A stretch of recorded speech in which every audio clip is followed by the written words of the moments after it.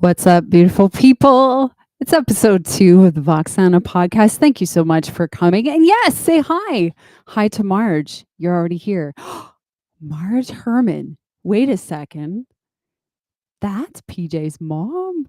Oh, we're going to have fun tonight. Okay. Well, welcome. Say hi. Hey, Marge. She says, I can't sing, so can't wait to hear your suggestions. Oh, happy to. Happy to help. And that's why we're here. Yeah, so say hi, ask questions, all that good jazz in the comments stream. Well, hello there, Jason Clark. Woo! Look at all these lovely folks. Lily K, hello, beautiful people. Hello back. Today, I have a very special guest. He's a lad I've been wanting to get to know for a very long time, and he's always in my house every week, but he's not actually in my house. He's on Twitch, etc.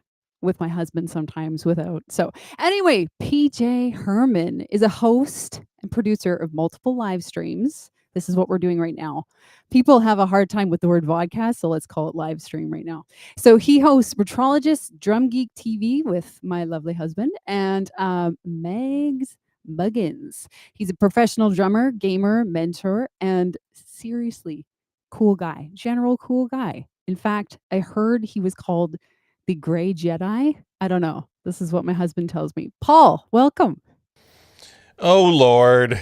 Oh, my goodness. Thank you for that great introduction. Oh, thank you. And you brought so much love. I know these are your people, aren't they? Marge, that's your mama. Margaret. That's my mom. Oh, I'm sorry, Marg. People know from our live streams that my mom is always in chat. She's one of my biggest supporters. That's a whole story in itself, is make sure that you're surrounded by loving family and that type of thing. And I'm very, very gracious for very thankful for how awesome my family is. But my mom is always in chat giving me a hard time, or giving anybody a hard time. My mom's awesome. Keep you in line. And so she should be. And, she does, and yeah. she's she a fails really rad miserably. lady. Yeah. She's an artist too, yeah? Just to give me a little snippet, yeah. Where did you come from? Yeah, my mom is a visual artist. She's gonna kill me for not having the right vocabulary for her, but she does visual art. She does painting. She does sculpting. She kind of does everything, and she inspires lots of other people to do it as well. Enough so that she was doing some like birthday parties and getting the kids involved with creating art, so cool. right? And so cool.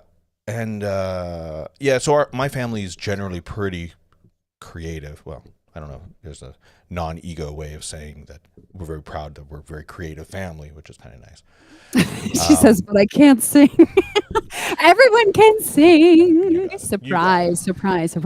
Well, yeah. I caught your one of your episodes of Retrologists, and your mom was doing neurographic art, and it was so cool. I'm gonna start doing it. I think. Why not?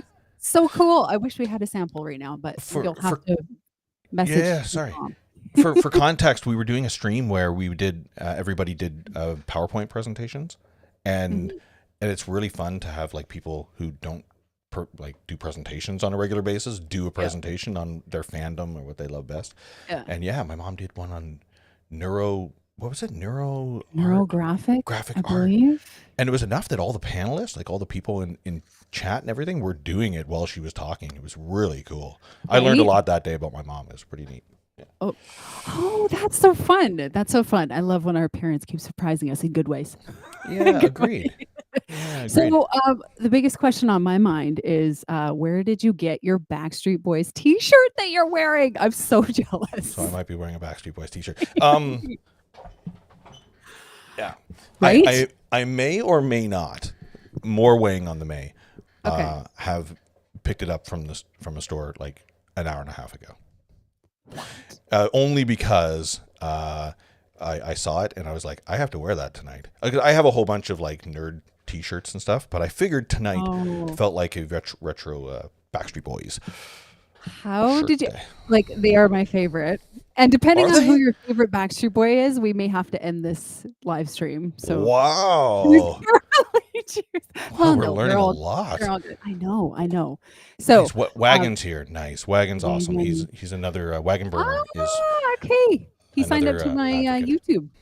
He's great. Welcome. Wagon's Welcome. a big leader in our circles. He's a guy that brings lots of people together. He supports other streamers.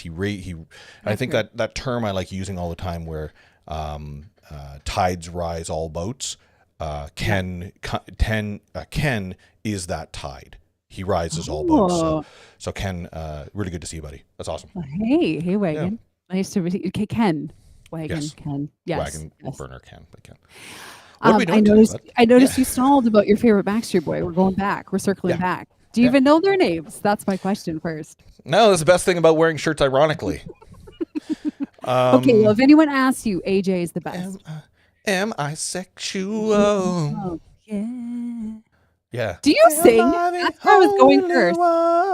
Yes. I sing it. You do? Okay, tell me about that, because you have a beautiful voice. Oh. It's one of the things that you could hear you in a room in the most best sense. Again, like butter.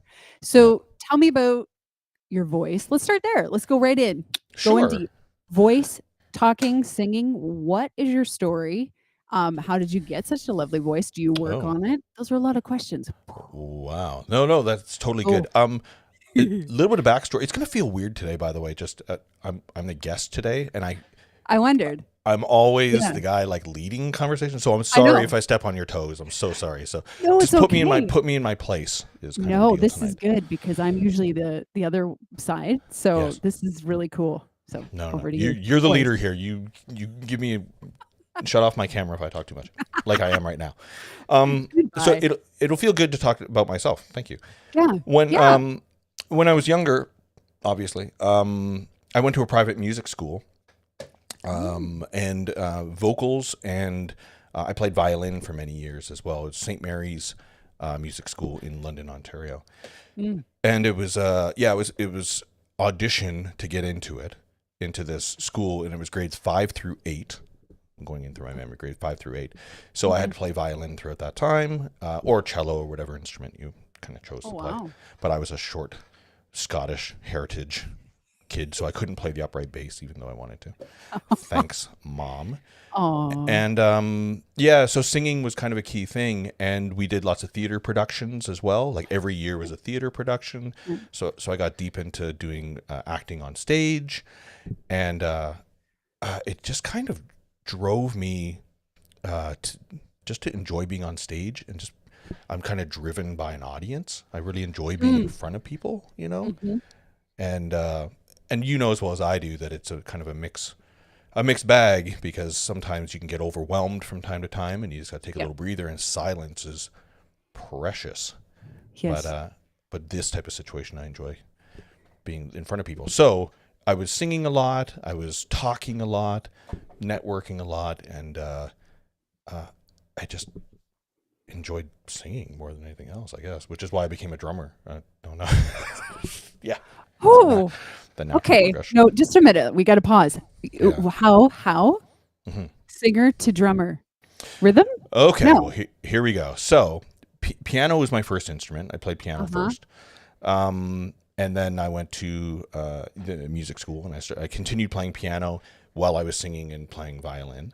And then in high school, I was still playing violin, and I was playing trombone. I started playing brass instruments like trombone, trumpet. Good for breath. Absolutely. And I'm so glad you say that, because you're right. Yeah. Your embouchure, your breathing is so imperative when it comes to brass or woodwind instruments. So, I was just playing a lot of brass instruments with violin. And then one of the cool guys, I still remember his name. His name was Mike.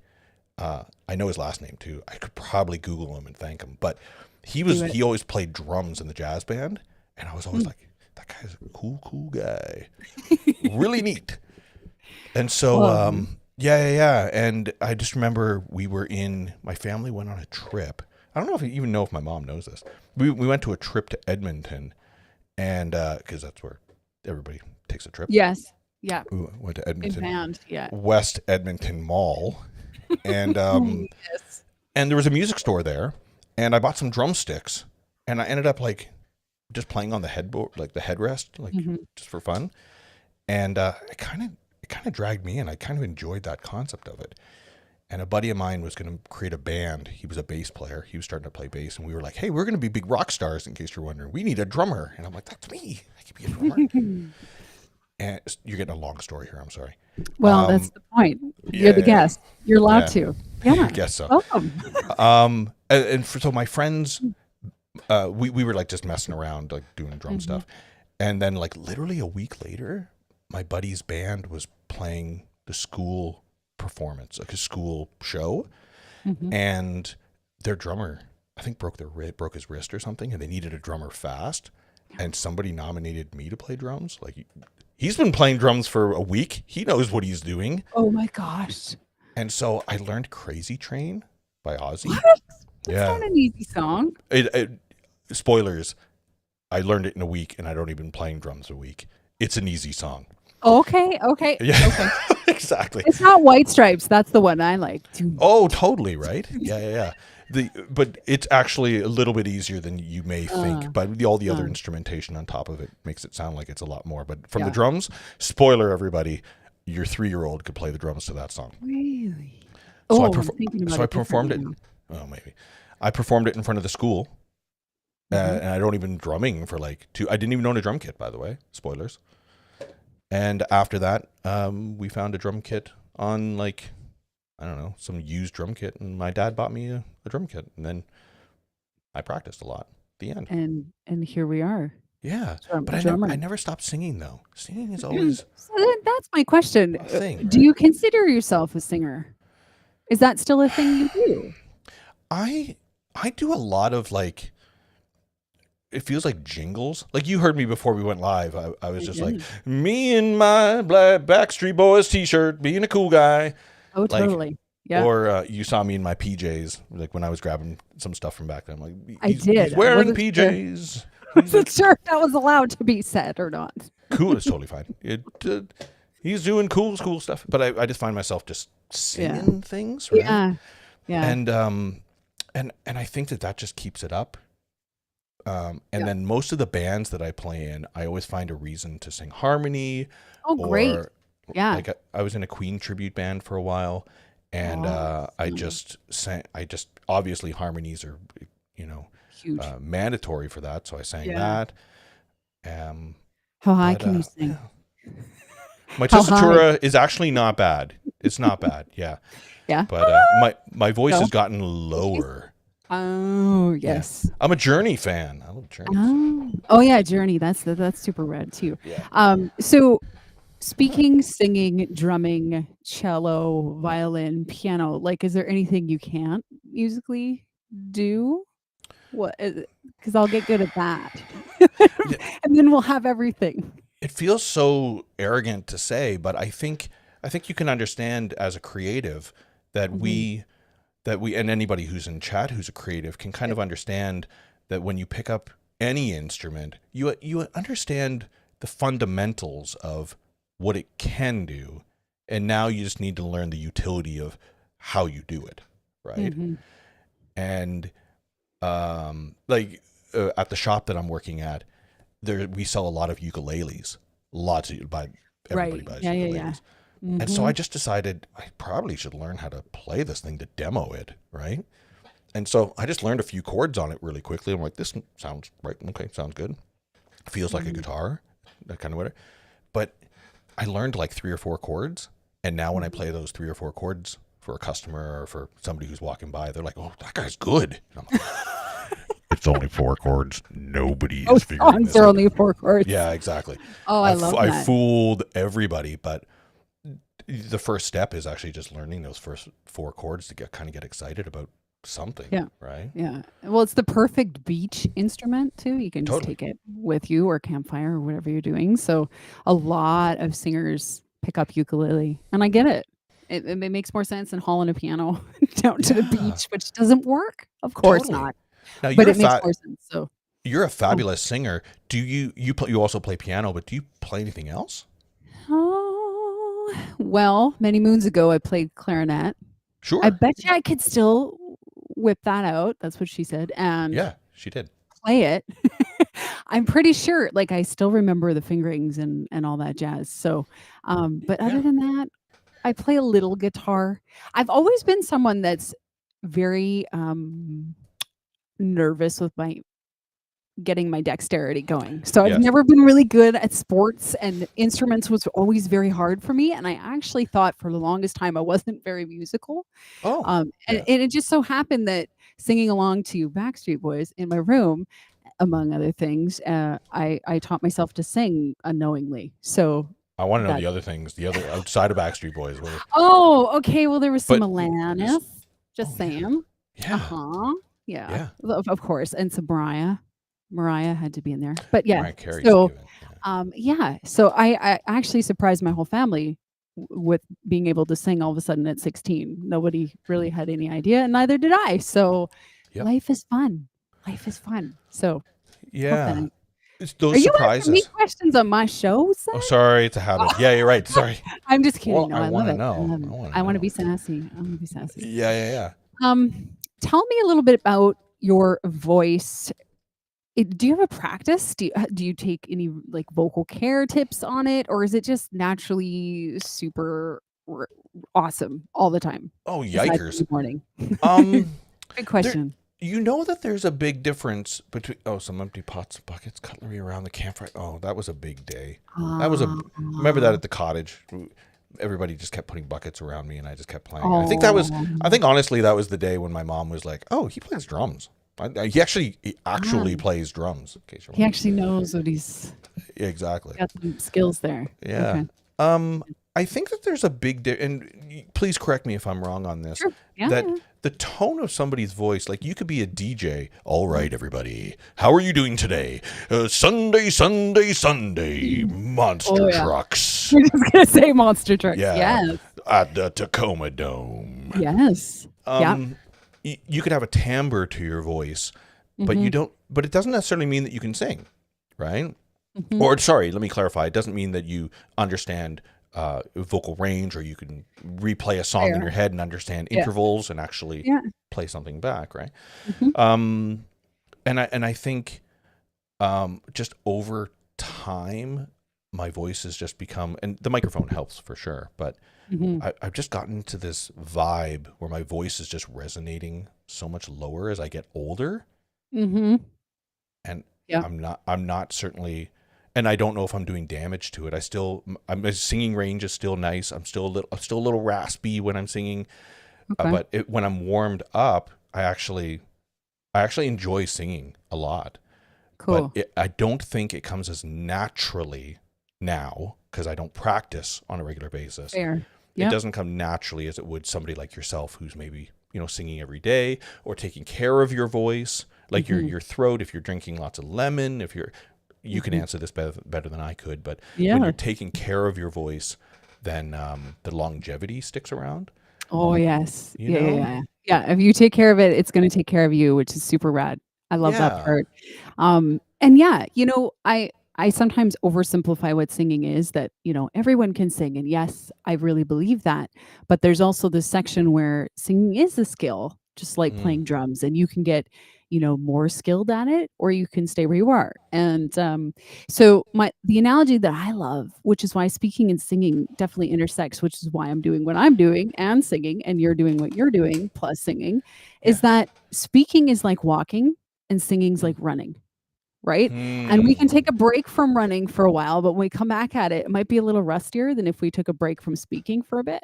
Great. That makes sense. So absolutely it does. Yeah, that's why I say everybody can sing. It's just we may have learned some habits that don't help us, or we may have taken too long out of the game and just need to get back in shape. So tell your mom everyone can sing. Practice. And I think I would say also that, as primarily a drummer, I always say primarily a drummer. When people say, "Oh, I could never do something like that," oh my goodness, yes, you can. Absolutely, you can. Yeah. It just requires practice, but more importantly, the inspiration or motivation to practice, to want to do that. And maybe that's part of it as well, is trying to be inspired to want to sing if you've never sung before. How do you find that motivation, Yeah, that's a good one. But also, too, I would add that dropping some thoughts that don't serve you, because if Oh, you think that it's going to be hard and you shouldn't be doing it because you're not skilled, that's kind of what's going to happen. Because just as we think something, if I was to ask you to think about a lemon right now, you might start salivating in your mouth and you might go, oh, ugh. Like eating a lemon would be just like, oh, you can feel it. You even have to drink some water, yep. right? So the mind body connection is phenomenal. That backfired. Phenomenal. Sorry. I love that I made you choke. My joke backfired. I drank the water too quick. um, We're good now. but yeah, so it is a mindset thing. If you there's a letting go piece, and this is brings me full circle to what you and I chatted about before we went on air, was just the art of going with the flow. That's huge in singing. That is huge in singing, and it's also huge for I think for the speaking voice, because otherwise you sound like a DJ trying too hard, Yes. right? Yeah. We want to come with our authentic selves, right? And that's one thing that I appreciate about you, is you just always you are, and it comes across genuine. Like you're Thank just you. you're just PJ, pardon me.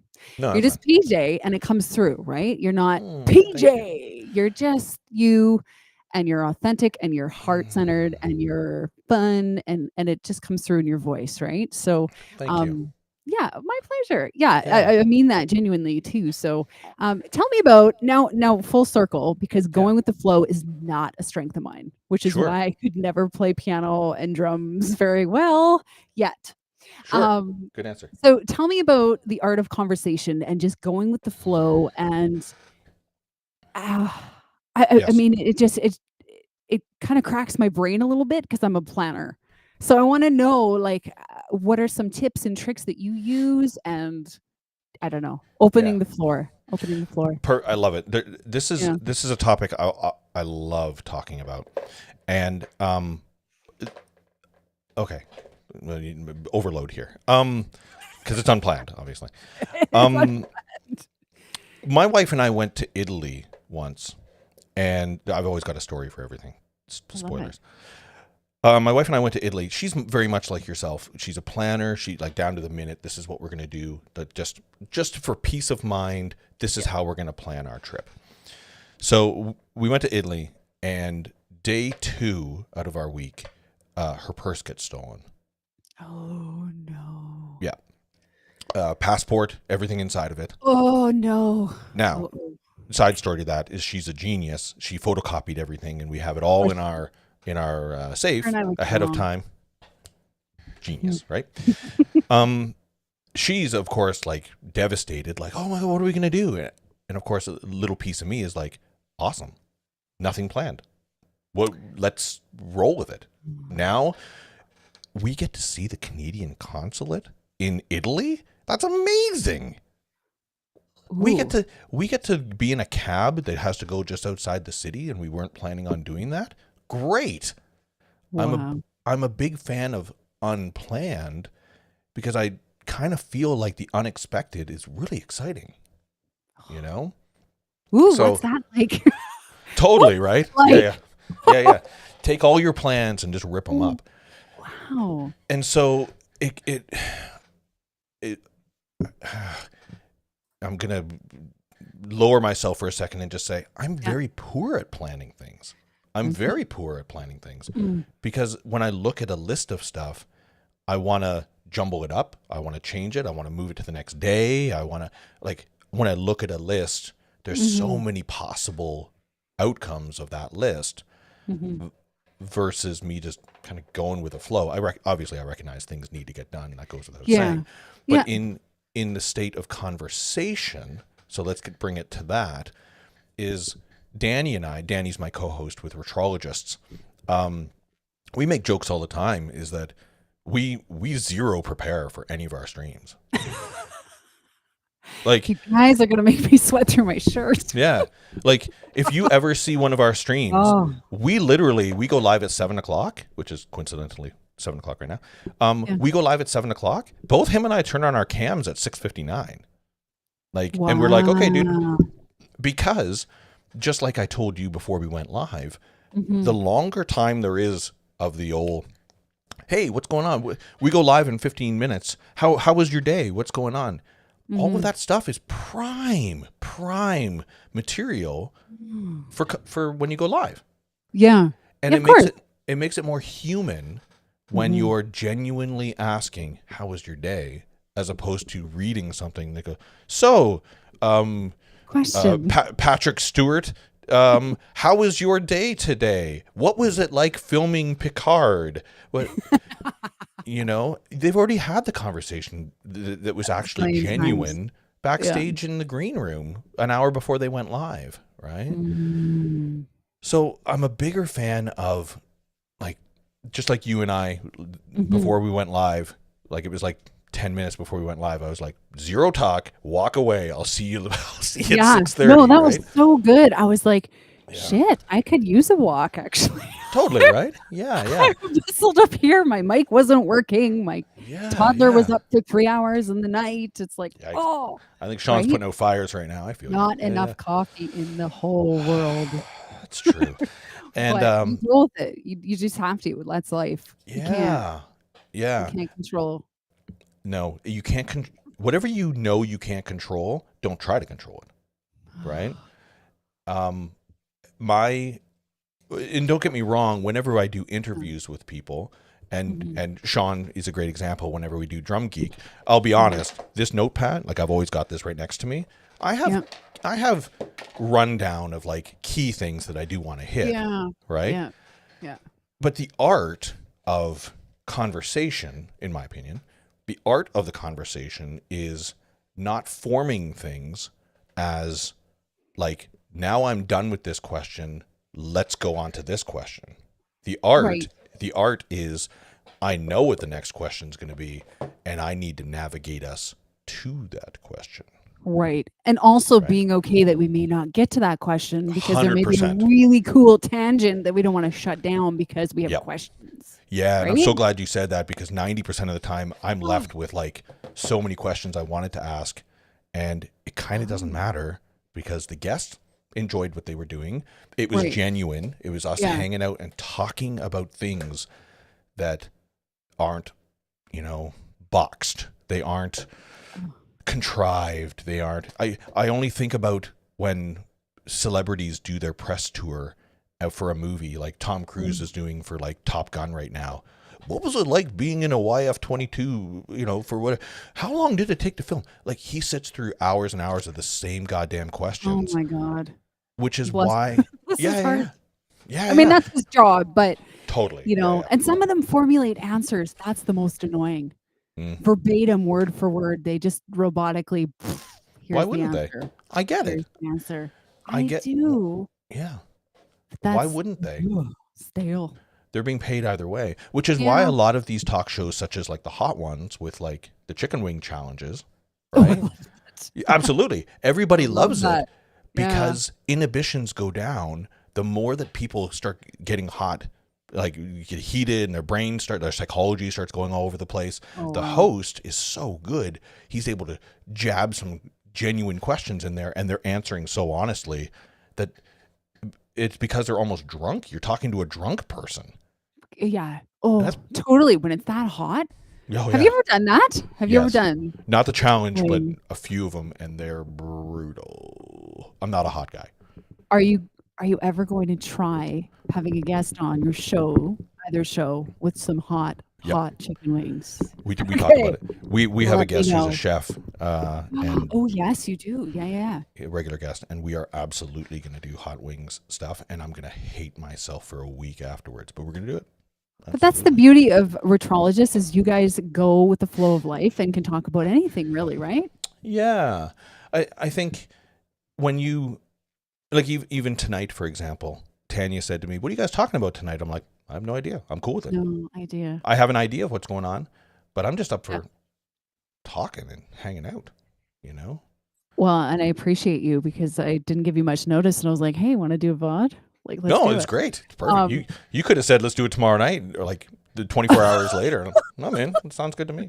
I needed a break from the last one. I was like, okay, calm down. But you know what? As much as it, like, gets my little planner Yeah. going. It actually, there's this like the spontaneity is really exciting of just having conversation and inviting people in and having the chat, and it's so cool. And we need real conversations out there, and I just applaud you because you're part of that movement. And Thank you. yeah, and Yeah. actually you're the reason, you and Danny are the reason that I'm even doing a show, and Yeah. also the reason my husband started the podcast he did. I mean, he had shows before, but not in this sense, not live. Yeah. And it was you guys. You Thank were you. on our house every Thursday on Twitch, and I was like, what is this? Yeah. What is this thing? These two buffoons just hanging out talking about pizza the whole night. And there's people chatting, and it's Yes. like an event during COVID. This is awesome. I'm so glad you Right? said that, as a matter of fact, Yeah. because the most important thing, and case in point with, you know, what's happening in chat right now, it's all about community building. And I think what a lot of people forget is that, and I'll throw it back a tiny bit, is that when COVID kicked in, I was live streaming before COVID, conveniently. And so I knew all the architecture, and I knew the gear that you would need, and I would kind of need all that. So I became kind of a destination during COVID for information. But what's I going to say? Yeah, Community. recognizing that when musicians moved over to live streaming, they truly felt that live streaming was, I'm performing to people, right? So I've got my set list. I'm gonna play these 10 songs. Do-da-dee-da, Sweet Home Alabama. I'm gonna play all these songs, and then when I'm done, thanks everybody, goodbye. Right. And the ones that strived in live streaming are the ones that recognized that it's like busking, that you could play the same song over and over because the audience is constantly rotating, right? So that's number one. I love that. Right. Number one. But number two is that your community building. Everybody in, I'm going to point over here, everybody in chat, or wherever chat is, yeah, I think it's over here, where whoever is in chat, they want to talk to you. They want to hear what made you want to write that song. They want to know what's, you know, how your day was. It's opportunity to connect with people and also play some tunes and point people to a direction where they can hear more of your stuff, or point the direction to other people in your community, spotlight other people. Live streaming is not just performing. Live streaming is about community building and inclusion. There is another level to it. I have to say, it's not even the same. It's not even the same as rolling up to a bar and doing a gig, because then you there's so many faces you don't even meet because it's just packed and it's loud and it's hot. And Yes. you know, and if you're the singer, you kind of don't want to be yelling over the loud music, so you go to the corner and sip all your that, water. And I just really I think this is the coolest thing for people like us that have an affinity for voice. Just now we have a platform, and it's not that we didn't before, but now we have a platform always from our house in our pajamas. We can just go, PJ. Let's do this. Right? Yeah, it's funny. I don't know if you're the Go same, but I'm kind of, and I don't want to say this too deep, but I'm kind of uninspired to get on stage and be a drummer again. I'm kind of uninspired because at least I played in a swing band for many years, and there was a connection when you perform, when you play music where people do genuinely dance, right? Yes. That my mom will remember this. I remember playing a gig and my dentist showed up with his wife. Cool. And I'd never seen, like, as a, I must have been like 20 years old.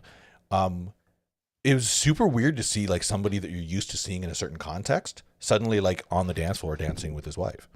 And it was uber weird, but it was so impactful for me as a performer that I recognized that my role as a drummer or a performer, my role as a creative, is not just to feed my ego of playing tunes on stage to bright lights where I can't see people in front of me.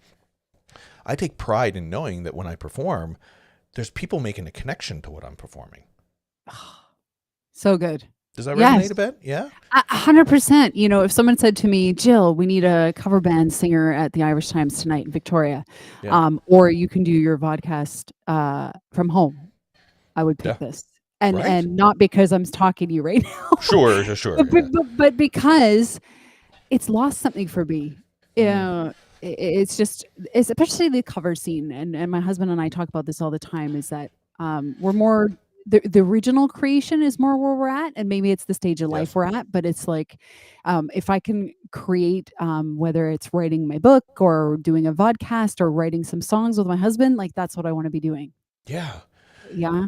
You can see Are you like you. that? Yeah. I love that. That's great because you Mhm. know that when you do that, there's on the other side of the equal sign, you get to see the equation. You get to Yeah. see the results of your actions. Right. Yeah. Yeah. And I think that that's my approach. And I guess, you know, to sum it up is that when I go live here, when I go live streaming and there's people in chat talking, I'm talking to my audience. That's And super cool. more importantly, there's a thing where if you're if you're performing to your audience, then they are an audience. If they're just sitting and watching you. Mm-hmm. If the audience is talking to the audience, that's a community. Oh, Right? ooh. Anybody writing that down? Right. That's so good. Right. So we really want to inspire conversation so that, Mhm. you know, Marg turns to Eternity Creeper and goes, oh, I heard you did this thing. Yeah, I did do this thing. And in the background, they're talking about the topic that we're talking. And then as conversation changes, we can include them. We can bring in people when they're saying something relevant and change topics. But everybody is talking to themselves as if everybody's in like this big circle in a room, all having a conversation, and we're just kind of intermediates for that. Oh, You know? that is why I love voice. Yeah, right? Like I used to think, you know, you got to pick one. Are you a singer? Or are you a speaker or an actor or a writer? Like, which are you, right? Where do you use your voice? And I was like, F that. Yeah. What if you're just a creative that likes to express themselves in all things voice? And then that includes the writing voice, right? Yes. And that community aspect too, like it just makes it juicier. Yeah. Use that Yeah. word. Like it's just more fulfilling, Yes. and it does encourage you to be more authentic. Like you don't want to put on anything like you would on stage. The old fake skis. Yeah. Welcome to the Irish Times tonight. We're gonna rock out. No offense to the Irish Times players. Sure. Yeah, it's just an example. But like Yeah. you know, you do have to put on a little bit of a Because you're performing. thing. People are paying you to Truthy thing. perform. Yeah. Here's a question for you. Do you prefer, maybe not even prefer, but just tell me the pros and cons for either, Yeah. because both have their perks of either performing to an audience. No. Let me word it this way. Doing a keynote in front of 50 people about how to sing, how to be inspired, how to be motivated, how to be grounded. Do you prefer speaking to a group of people, or would you rather have 3 or 4 people or 10 people eyesight in a room where you get to make eye contact with everybody individually and connect with everybody individually? Ooh. Everybody's different, so there's no wrong answer to this, but where do you resonate on that? Oh, you know what? Both, and I'll explain why. Yeah. I get really nervous. Still, when I perform anything on stage, whether it's a keynote or whether it's a gig or whether I'm singing Brown Eyed Girl for the 1,000th time in my life, I still get Sure. nervous. Yeah. So it's easier in a way to have this blanket of faces that you can't really process. That's easier? However, it's easier. However, Wow. Yeah. I'm going to use the word juicy again. The Sure. juiciest part is connecting one-on-one with people. Yeah. If I can get over my shit, Yeah. that is where I love to I did a talk at the University of Victoria about this. Funny you say that. And it was a group of people, not 50, but like let's say 20 or so. Sure. And my favorite part was the Q&A, Yes. which I was dreading because of my shit. Yeah. My favorite part was that, but also the mingling afterwards. I was like, shoot, this is really cool. Like You get you're not to be you. It's unscripted. It's Yeah. liberating. Yeah. I Because don't need to try to be who you need me to be or who I think you need me to be up here or what song you want me to sing next or, oh my God, yes, what are you still dancing? Blah, blah, blah, blah, all that yes, crap gone. And you it get was to be just presence. human. You Yeah. do. And it's so rewarding. And Yeah. I wouldn't have thought because you get in your fear mind and it tells you things and you Yes. try to Yes. avoid those things. And the only way I out is through. need a That's the zhuzh song. up all the time. Danny and I use the word zhuzh all the Oh, time, I and I'm like. kind of Like. yeah. Great comment on the Q&A. Exactly. That it's Ah, unscripted. nice. You get to Yeah. be you. But we love to zhuzh things up, and it's become just a word like where we just turn things upside down. And you guys don't see it, but in the private chat when Danny and I are streaming, sometimes it'll just get a little like, okay, well, sounds good, dude. That's good. Like our energy kind of comes down, and then one of us will write in chat to like private to each other, zhuzh time, like zhuzh up time, and then we're like, okay, here we go. Okay, so Like what next happened? year. Energy. Go. We just need to remind ourselves just to up our Oh, game. But the idea of the yeah. Q&A, I want to go back to that, is that I bought, by the way, I would highly encourage everybody to buy. I bought some cards a while ago, like maybe a year ago. Ooh. These are conversation cards. Ooh. And especially when I'm Yes. streaming with my niece, she just turned 10 last weekend, but we do live streams together. She's MagsMuggins. She's awesome, but She is. sometimes she needs a little poke of motivation, just like a topic of some kind. So I don't know what the next question is. I'm literally going to pull a card here, and what is that question? Can you send me where to get that? Oh God, you're gonna make me read with my Yep. contact. What Sorry. was the best vacation you ever took? There you go. Oh, What's the best vacation you ever took? shoot. This is Best all is so unscripted, relative. folks. Yeah, go for it. Okay, the best. Oh, well, number one, I don't take vacations very often. So Perfect. Yeah. that's the sad fact. Yeah. The best, I think, would be the simplest one. Yeah. Probably just our family cabins in Manitoba. And I know that's, I've been to China, I've been to Costa Rica, I've been to all over the place, Seattle, and I think the best ones Yeah. are the ones you're just in nature and like not having to do Yes. as much as I think I want to see stuff. Yeah. I just kind of want to be, you Yeah. know?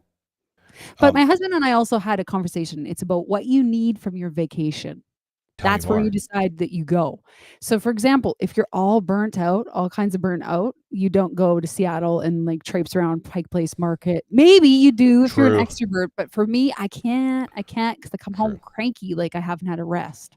Yeah. If I need a rest, I need to go to a cabin or somewhere quiet. So, because we had a really bad trip to Seattle one time, and we're like, why did that suck? Like we were in Yes. Seattle. It's awesome. But Yeah. it sucked.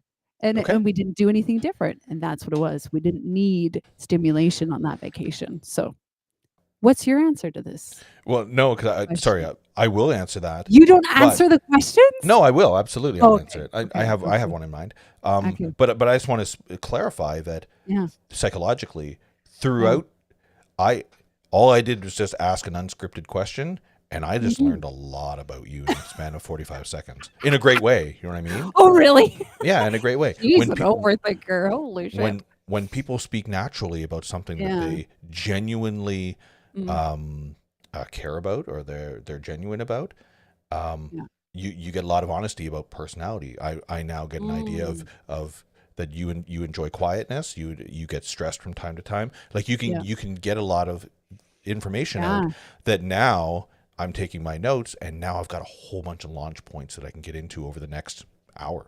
Based on your one answer there, I now have a lot of rundown that I can.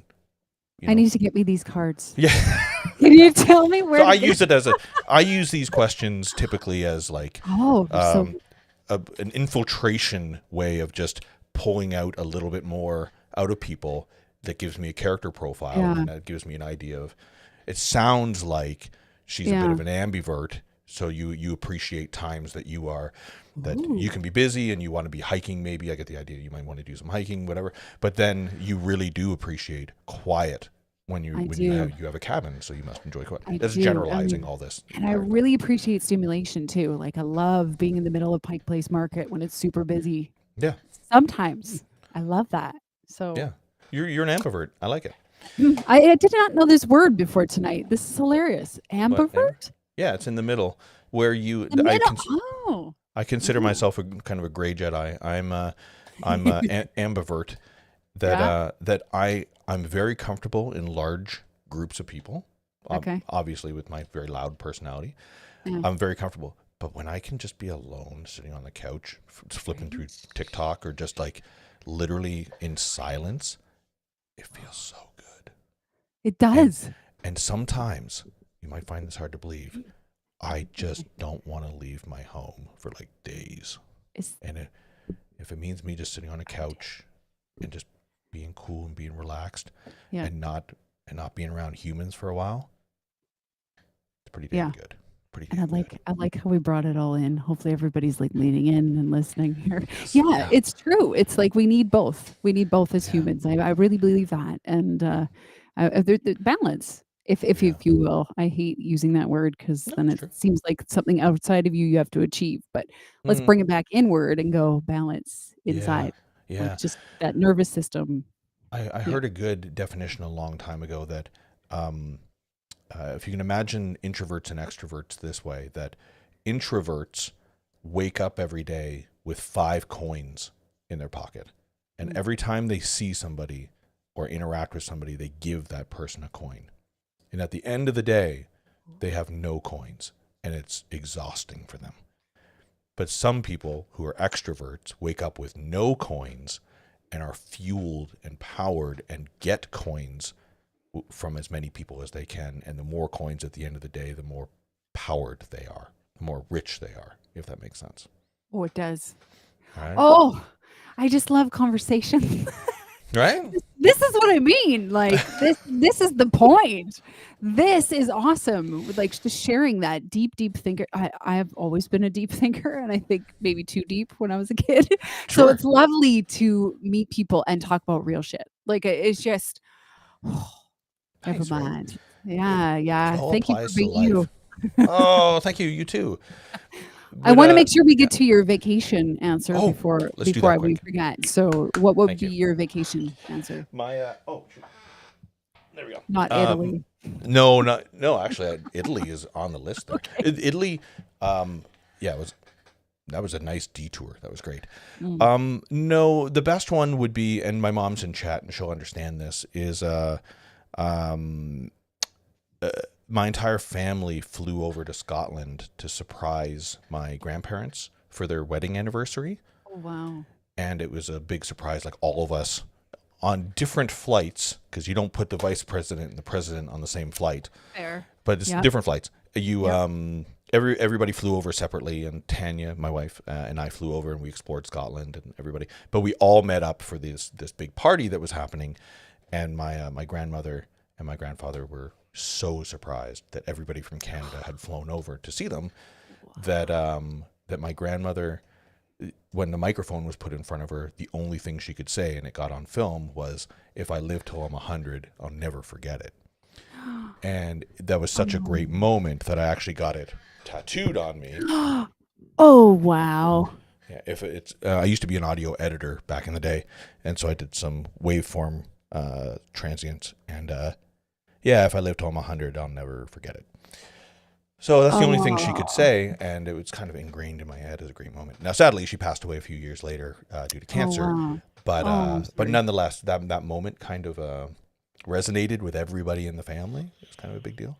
So it was either going to be "If I live till I'm 100, I'll never forget it," or "Once you pop, you can't stop." My love for Pringles. It was either one or the other. Grandma or Pringles. Or Pringles, yeah. Put your hands together. What might have happened? Yeah. It could have been. It could have been either way. Oh, wow. I do like Pringles. Oh, when we just open our ears. I mean, as much as this conversation is about voice, it's also about listening. When we just listen and then let those other people talk, we get sentences that we end up making into tattoos. Right? Yeah. Like, it's just phenomenal. I think the important thing. Oh, sorry, I'm going to interrupt. Just on the heels of what you just said, is that singing. It kind of goes without saying that we can sing, but the real question is why? Why do we sing? Yeah. Who are we singing to? How are people responding to how we're singing? And I'm going to generalize by saying performing or being creatives, whether you're an artist or you're a professional bullshitter like me, or you're a drummer. Why do we do what we do, and how do we really truly connect with people? I think would probably be the key thing. Yes. You know, The why is so important. And for me, is it extrinsic or intrinsic? Because that makes the difference on whether you connect. If you're trying to achieve or convince, or people can feel that, it stinks. Like it's just like desperate or forceful or disingenuine. It's not good. But if you're coming from a place of, holy shit, I love this so much, I can't help but share it. Yeah. People want to know more about that. You know, and we can get motivated as singers or speakers or whatever by the external glitz and glam, and you know, of course I want a Grammy Award one day. Sure. But it's not about that necessarily, because it's about the joy of doing what I do. And if I lose that joy, what's the sense of the Grammy? It's empty. Isn't that a catch-22? Is that we really try to, you know, a lot of performers really put things on a pedestal. That, you know, the Grammy, or it's like, I need to sell 10 million records, or I really want to play Madison Square Gardens. Like, those are all good goals, but it's obvious. I studied a lot of psychology, because I'm throwing lots of stuff at you today. Is that I love this stuff? Don't even worry. Is that you can either aim for the Stanley Cup. I want the Stanley Cup. I'm a hockey player. I want the Stanley Cup. You can either aim for the Stanley Cup, or you can just pass the goddamn puck a whole bunch of times and it'll go into the net. And then you know what you do? You do that again. Yeah. And then you know what you do? You do that again. And then eventually, the more pucks you've passed that score goals get you the Stanley Cup. Exactly. Thank you. That's brilliant. That's a brilliant analogy, because if you want that something, the Stanley Cup, but you are a zero until you get it, your life is going to be hard. Your life is going to be hard. And you're not really going to bring the joy to the ice. You're just not, right? Yeah. It's the other side of that is that, like, if you're really, really troubled with losing weight, for example, sorry, I'm spitting a whole bunch of stuff at you here, but if you really want to lose weight, you know, and you're looking at the pounds, oh, I'm only losing a pound here, I'm using a pound there. If you're looking to lose 20 pounds, you're screwed. But you know what you do? You get to the gym, you pick something up, and you put it back down again. And then you pick something up and you put it back down again. You pick something up and you put it back down again. Those little micro steps are way more achievable, and you can reward yourself more after all those micro steps versus putting something on such a pedestal that's borderline unachievable, but you feel depressed and bad because you don't feel like you're making momentum towards it. Right. And then if you do get it, you're happy for 2 seconds, and then what? Well, it's like revenge. That's over. Once you've murdered the person. Once Batman killed the Joker, he's like, well, who do I kill now? I got to move on to the next one. Exactly. Yeah. So it's unfulfilling. It's just not. Whereas if you get present with the journey, this is so deep right now. I'm loving this. I'm loving this. Yeah. If you get present with the journey, then it all matters, and it's all fulfilling, I think, without being perfectionistic, because I tend to be that way. It doesn't have to all be sunshine and lollipops. There's some hard shit in there too. Yeah. But more so, it's fulfilling, I think. So I think you're right. When you look at the small micro steps of things, it's more achievable mentally, but also you can't really let yourself down. If I just went to pass a puck once and I missed passing the puck, it's not a big deal. No. But if you're like, oh my God, we played 28 games and we didn't get the Stanley Cup, like, that is so huge. Of course, that feels like failure when it's so big, right? So I really try to look at things that are like micro. Tanya lost her passport, and I'm like, okay. Are we gonna die? Yeah. No. Are we gonna? It happens all the time. Yeah. Totally. It was a micro moment in time, and now what do we got to do? Well, we got to take a step in a direction we didn't think we were gonna step, and who knows what's gonna happen? Okay, let's find out. You know, going with the flow. Yeah, there's something to that. I think that's the theme of today, and just really recognizing that just let life lead you a little bit, right? Like I imagine when you started your acting and playing the violin, you maybe didn't even foresee a live stream one day or even what that No. was. I don't know, but what did childhood Paul think his future was going to include with this all this kind of stuff he was into? Great question. Rock Yeah. stardom. I think that everybody goes into it with the top. It goes into whatever they want to do with top tier. I'm generalizing, by the Yeah. way, Yeah. but Yeah. everybody goes into something top tier. Hey, I'm gonna learn how to play drums, so I'm gonna be a big rock star and tour planet Earth. Yep. And Go for it. I went to recording school as well for 3 years. I completed a 3-year program in 4 years. Whole other story. Whoa. Yeah. Anyways, that was a whole blurry time in my life. So, stay in school, kids. The point is that I went into that thinking I was going to be a record producer. I was going to be an engineer. I was going to be the next biggest shit, right? Yeah. Yeah. Yeah. But everybody who went to that program walked away with like, I want to get into music management. I want to become I like copyright law. I enjoy being, it could be a tech. Maybe I just enjoyed being a drum tech. Mm-hmm. You go in with these top tier things into any situation, top tier, and unless you're up for the adventure of learning and disseminating more about that topic, then you're going to be let down. But there's so many possibilities, so many forks in the road. Yes. In any situation. Yep. That you go in directions you would never have even considered. I know. Especially for music, it's like rock star or teacher, go. Totally. And we can break that down further, like we just did tonight with voice. Well, that's that can be a radio host, that could be an actor, that can be a speech therapist, that could be a teacher too, and a rock star. Sure, like dream big, I always say, but there's so many more things that we just don't think about that are accessible to us. And that was one of the pieces for this podcast for me was like, let's introduce people who love voice to other things so that they don't think, oh, I've missed my shot at a Grammy. I always pick on that one. Grammys or Juno? You don't want a Juno? I want a Juno. I'll take it all. Sure, I'll take it all. But I'm also, there's other things. And it's okay to want to diversify and explore other avenues, and you're not settling, you're not it's maybe more, maybe we're all just more multifaceted than we think we are. How about that? We're not one dimensional, we're not one thing. I don't like to sing just one type of music. In fact, there's a cool quote, there's a cool comment in here about a Korean ballad. Did you see that one? Oh, my mom, holy jeez. My mom is she loves Korean pop music. She's a big awesome oh God, what's the name of the band? BTS. She loves BTS. Oh, but my mom has a thing for Korean men. She's got a thing. What is it? Mayev, who's my other niece, just geared up to just teared up. She said teared up, Teared up, to a Korean ballad tonight. Language even. It's so phenomenal, the power of the voice. I'm into it. So can I go on the heels of that for a very quick second? Sorry, I keep interrupting you. No. This is, by the way, once again, tangents as usual, but I'm illustrating a point, is that the moment that chat says something, it always should and will dictate your direction of conversation. So I'm just used to that. I'm sorry. Mm-hmm. But there was an artist that came to town, performed in Vancouver, named JJ Lin. He's a Korean pop star as well. Korean? Oh, could be Mandarin. I'm sorry. I don't mean to be disrespectful, but I don't remember the specific language.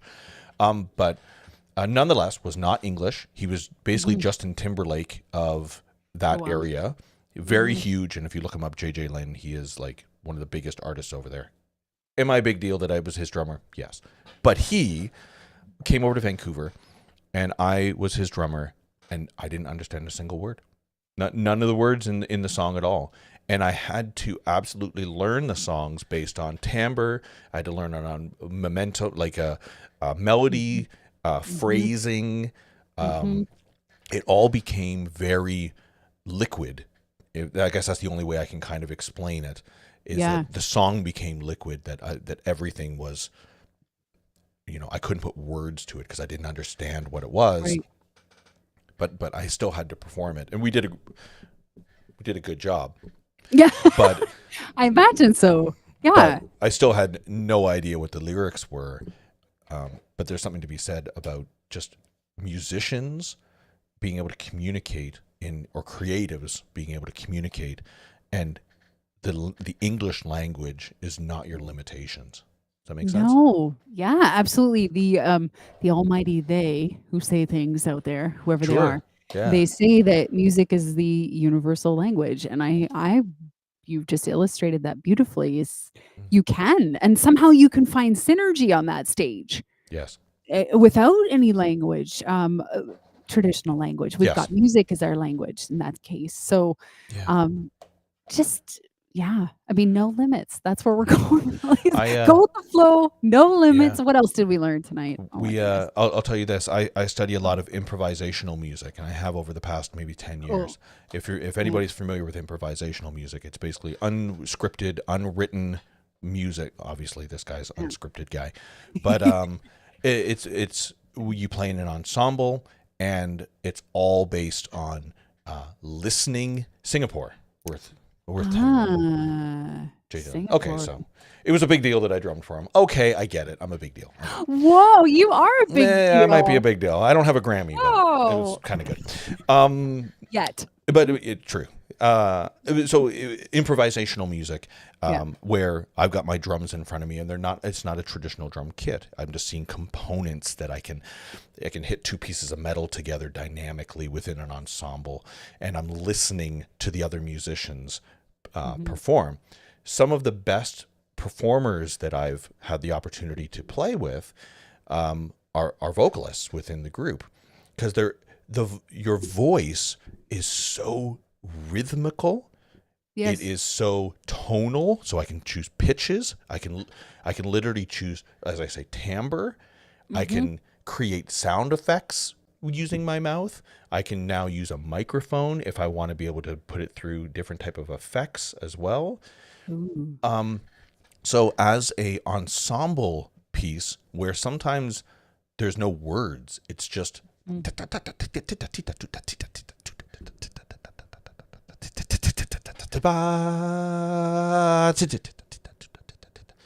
like those type of sound invoke a feel, they invoke a rhythm, they invoke, it could be a pulse, a feel, that when you got another instrument, I would grab a bow and put it on a cymbal and create some overtones.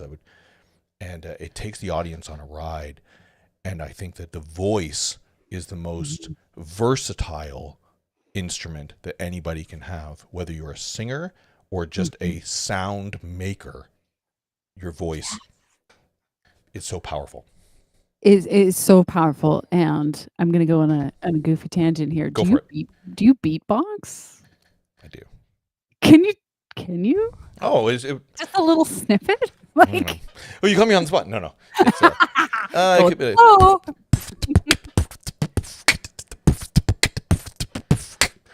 yeah. Everybody. No, that's too slow. Sorry. Everybody. Long as you love me. Yes. Yes. Yes. This is where, like, my house is a singer and a drummer, so this is where our worlds. Yeah. But it's just something to do with it. Yeah, that's all you need. And why do you want to bop to it? That's another conversation for another day. But it's like I want to. All your voice. It's your mouth. It's your moment. Like, so powerful. You are teaching, and this is really cool, Jill, that you're teaching people not just to sing. You're teaching them to understand how to convey stories and messages using just sound from your mouth. In the end. Exactly. It's so barbaric. Yeah, it's so barbaric. Yeah, it's so simple. Right? And one of the things too is that, I mean, we just all saw you do some amazing things with your mouth, no pun intended. And so, what else can we all do, right? And I think most of us settle for a limited version of our instrument. We're not thinking it's an instrument, but it is, and there's so much more to it. And that's what I hope to bring with these conversations, is that there are a lot of options. Hmm. And any limits that you have on your voice, like, is it actually a truth, or is it something that we've just taken on, Do we right? think? Sorry, Yeah, You got me on a big thought now. I know. I think the challenge these days, and I'm generalizing as usual, I think the challenge is inspiring teachers to do more than just teach the basic essentials. Yes. And I think about I've had this discussion with people before, and I'm going to relate it to drums, but it'll make sense for vocals as well. Yep. But Yep. I'm also going to relate it to Star Wars. Is that anybody who knows Star Wars lore is that you don't just get your lightsaber and get to slash up some people. You need to go through trials. You need to not only do you need to go through the trials, but you need to find the parts, all the kyber crystal, and you assemble your lightsaber in your style. And there's a whole process to it. And I always think, and I have this conversation with people from time to time, that sometimes musical instruments are handed to us, and much like a lightsaber, you just start swinging. And you're like, maybe I'm gonna be a Jedi. I don't know, but I'm just gonna start swinging this sword and see what happens. Yeah. But I always think that there's a process, and I might be a little too literal here, or a little too maybe literal, is that when you become a drummer, I sometimes feel like you go through the lessons of learning how to be a drummer. The snare drum, you learn how many sounds can I make out of this? Can I hit it with a piece of wood? Can I pick up a knitting needle and hit it? How many sounds can I make out of this snare? And then not only that, in order to graduate to title of drummer, I need to make a drum. I need to make the drum. I need to understand the roots of where does that wood come from? How is the bearing edges done? How is the hardware attached to it? What type of head, if it's calf skin, maybe I've got to actually go and like hunt a deer and actually cure the skin, and I've got to put it on. Yeah. But once you dive deep into the creation of it, then once you created it, it's almost like a rite of passage. You've become that drummer, right? Totally. And it might be, like I said, it's super top tier. Nobody's going to do that, by the way. No teacher is going to be like, "Oh, here's a bow and arrow. Go catch a deer." 3, 2, 1. No, nobody's going to do that. No. But I think that understanding the whole process of what you're getting into, and more importantly, being inspired to want to be on that journey. Mm-hmm. And if I circle this all the way back to the beginning, like I said, is that how do we get teachers to want to inspire students to want to get on that path and learn everything about what they're doing and not just swing a sword around? That's the question, because in singing, a lot of us take for granted that we can just wing it and fake it in our lessons, right? Because we all have voices, and it's not like we have to learn how to do this or something unnatural. We talk every day, all day long. So a lot of us come in and we swing that sword, and we decide on what we're capable of by that, without knowing about the sword pieces, without knowing what's available. Can we shoot sparkles out of this sword? Like, what else can happen? Yeah. Right? And so that becomes the biggest part of my journey with my clients is curiosity. Like, Good. let's open that mind. Let's open it up a bit. Like, you can't do that. Why? Oh, well, this. Okay, let's just try and see. Is that still true? Right? Or is it just true for now? Like, that curiosity brain, it's part of the building of the sword. We have to mold it, because and we see it in American Idol, or you just show up and become a star. Yes. And I've never had a lesson in my life, and here we go. Yes. Well, that sometimes happens, and to the very lucky few, but I use lucky loosely. Sure. I think they're missing a lot of good, deep, awesome stuff. But for a lot of us, we have to get in there and really get to know our sword or our drum, and understand where our strengths lie, and understand where we can build other strengths, and understand that, again, the limits we have are those self-imposed limits, or not to get too psychological, but the childhood stuff that we've programmed in there. Yes, to all of that. Yeah. You don't think? By the way, I love everything you just said. Do you think that? Thank you. Like we see. I'm going to relate it back to drummers again. Is that we see a lot of people drumming and becoming very famous as bands. It could be any band. You could be the biggest, and the ego in me, I'm looking at it going, that drummer is not going to last a 45-minute set. That guy's technique is brutal. Exactly. He's all wrists and I'm like, that guy's breaking a sweat hardcore in song 1. I can't imagine how he's going to be in song 20. Like, the learning always comes. You can either do it in the beginning or you're doing it on tour. Right. And I think about the caption's not here, but I'm not a Beatles fan at all. You know what I mean? But Ringo Starr, in my opinion, I don't think I'm going to get shot for this. I don't think he's a brilliant. I don't think he's an amazing drummer. His technique was reasonable, but he didn't really put more on himself than he needed to. He just kind of did the bare essentials of what needed to happen. He wasn't playing like crazy 16th notes all the way down and doing crazy stuff. He did the bare essentials.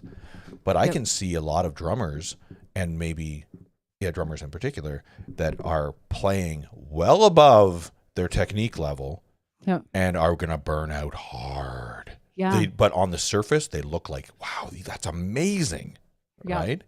So I think about that with vocalists, is that when you look at American Idol, they probably phenomenal singers, but what's the longevity? Do you think that after the show, somebody's pulling them aside going, hey, you might want to drink some lemon water there? Yeah. You got to sing a whole night here. You've got a lot. Like, this is why we have singers, beautiful singers like Sam Smith, who had vocal issues on tour. Just knowing your limits, knowing what you're capable of. And just because your label says you need to do 3 shows a night every night for the next 6 months. Yeah. Like, if you've never done that before, how can you be expected to do that without any issues? And also, too, just going back to Ringo, sometimes we use the learning and the rules to create more boxes. Right. And I think that was part of his charm, is he didn't have a lot of limits because there were no boxes. He didn't know about the boxes. True. That's true. So if we could blend that beginner's mind with the wisdom of the expert mind, if you will, I don't know. And somewhere, how do we listen at a young age? I don't know. We're talking about teachers here because you're a teacher, and I'm genuinely interested in you're a mentor. Thought process. So, thank you. Yeah. True. But I wonder about specifically just inspiring. Okay, let me clarify it this way. Okay. You have a child, right? Yeah. And spoilers, everybody. You have a child. And at what point do you just say, like, I know that's bad. I've been through that. Don't do that. And but they still go through it. Kids still have to go through those developmental stages of making mistakes and doing terrible things. And then hindsight, when you're 44 years old, and I'm looking back going, God damn, why? If I could go back to my 17-year-old self, I'd tell him not to do any of this stuff.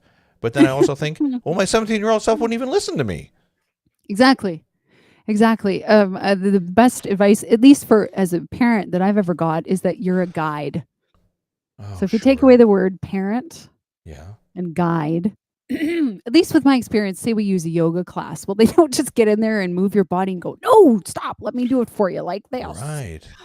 It's like, okay, I'll give you a few little tweaks so you don't hurt yourself, but I'm going to just. Ooh, interesting. Right? Yeah, okay. I don't know. That's how it is with kids. I just started this journey. No, I love that. And so is that what we have to do with students as well? Is that it's very easy for you just to say, trust me, I know what I'm doing. Don't do that. Versus, as you said, you got to guide them down it and understand that those students may not be as inspired as you yet. Yes. Maybe. Well, I see it time and again. I can tell them something, but they need the experience to get the wisdom. Because they'll be like, yeah, I know Jill says not to, but like, I want to know why, right? Yeah. Like, I want to know, like, oh, mom says not to touch the stove, but one day I'm going to try. That's right. And learn.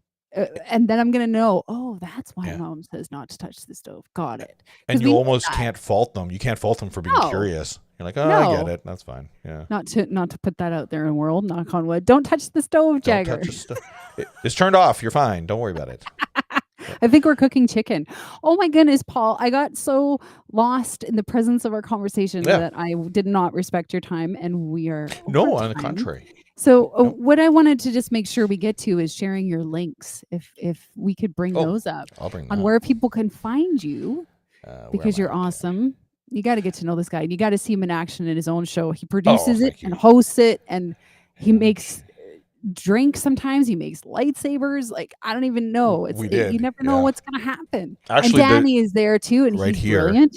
He's right brilliant. here is actually a Bob Ross. We did a paint along with Bob Ross. That's my Bob Ross right there. That was super zen. This guy painted it, and it was horrifically bad. But I had little moments of awesome, actually. Was there happy little bunnies or trees or something in it? Yeah, little happy little clouds. Happy little clouds. There's always something happy. So while we're pulling up Paul's links, thank you to everybody who's watching tonight. That's super cool that you shared your valuable time with us. And Retrologist is Paul's show. PaulJHermann.com. I'll put that right there. There we go. That's better. Yeah. Yeah, so that's perfect. Me and all my fun stuff. But Thursday you know night, as well as I do, I'm respecting your time. I can literally talk for 3 hours straight. So you're the one dictating the pace of this. Well, I know. Well, thank you. And if we didn't have chicken in the oven tonight, I might take you up on that. But it's not a metaphor. Peruvian chicken tonight, folks. Whoa. I know. Those who know me, my house. I just want to extrapolate cooking. Okay, let's do this real quick. Right before we end, I know you got Peruvian chicken. We're gonna do. I can't even read that. What does it say? Are you having pizza?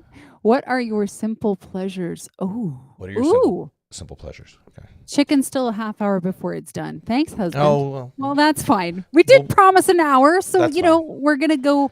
We're gonna start to wind down, and then we'll wind her down. That sounds good. What is give me one of your simple pleasures? Simple pleasures. Peruvian chicken. Cilantro sauce that goes with the Peruvian chicken. Like, I could drink that shit. Pardon me. Wow. I sometimes use adult language on here. That people know me know that it's been difficult this entire time not using it. The morning cup of coffee. I think it's a lot to do with food. To be quite honest, it's always food. Is that flowers? Your go-to? Is that your go-to? Is food your comfort?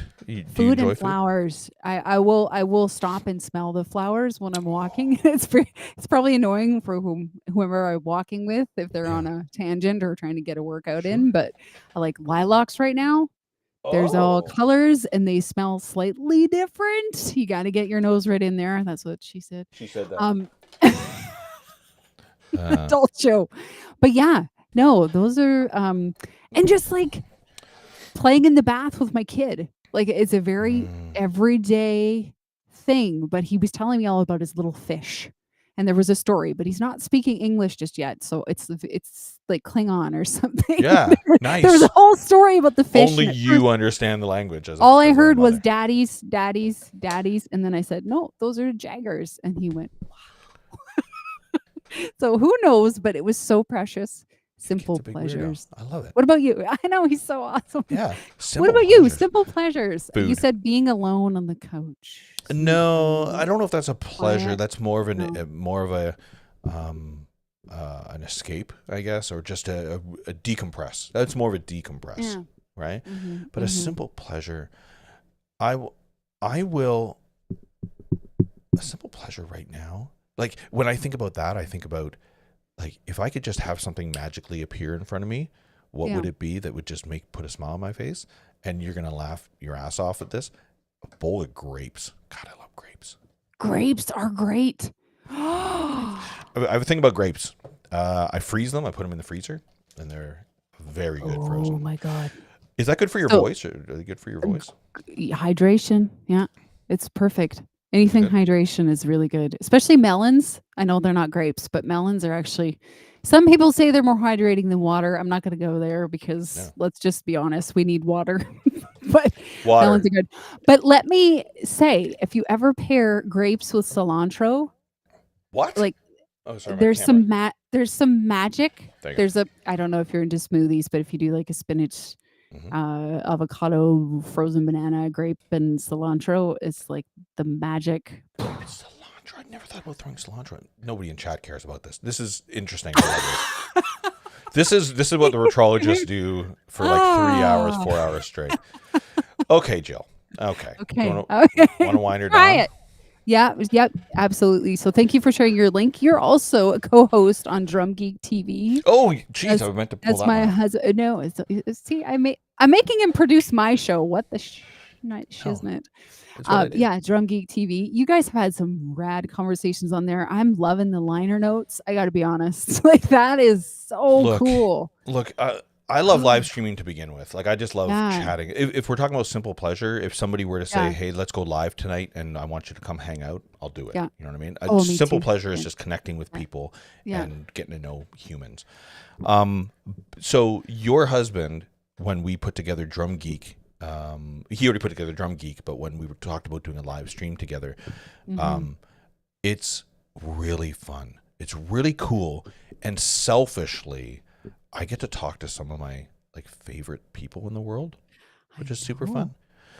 And like the best drummers growing up, and I just get to talk to them like they're humans.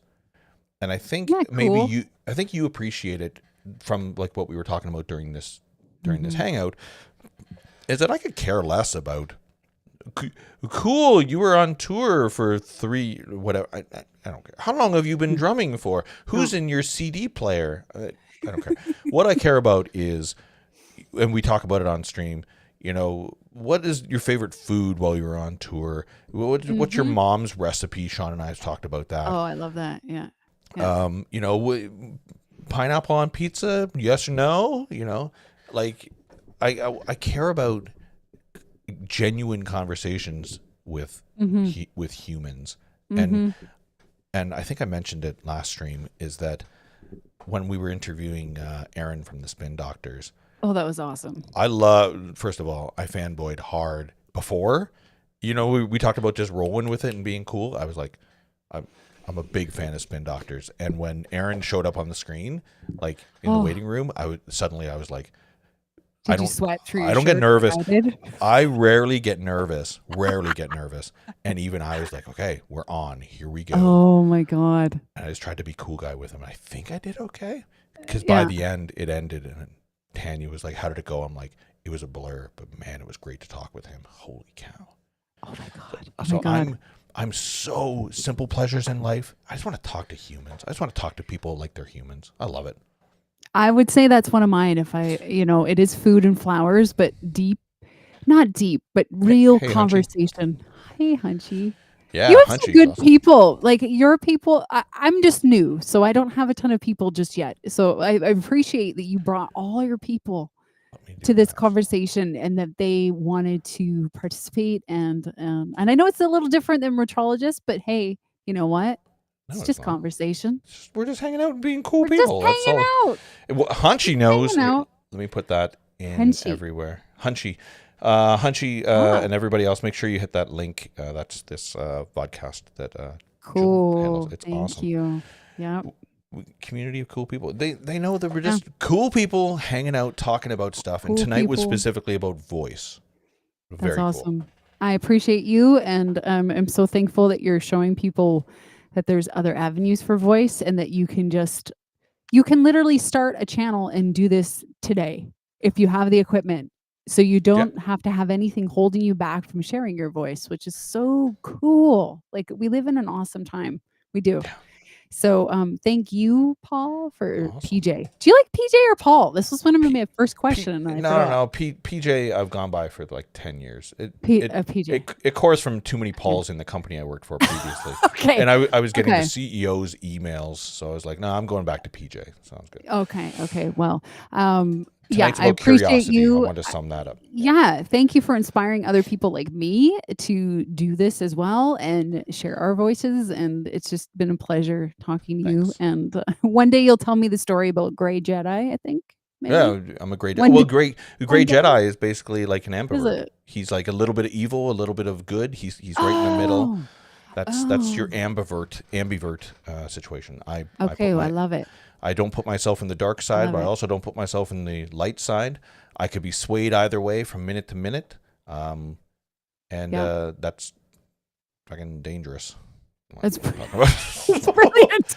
It's brilliant. It's I food could be for thought. convinced to either hug somebody or murder them. I'm really in the middle of It's both in of the those middle. situations. The Greys don't use the Force. They let Yeah. life take control. Ooh, Exactly. ooh, Yes. do or do not.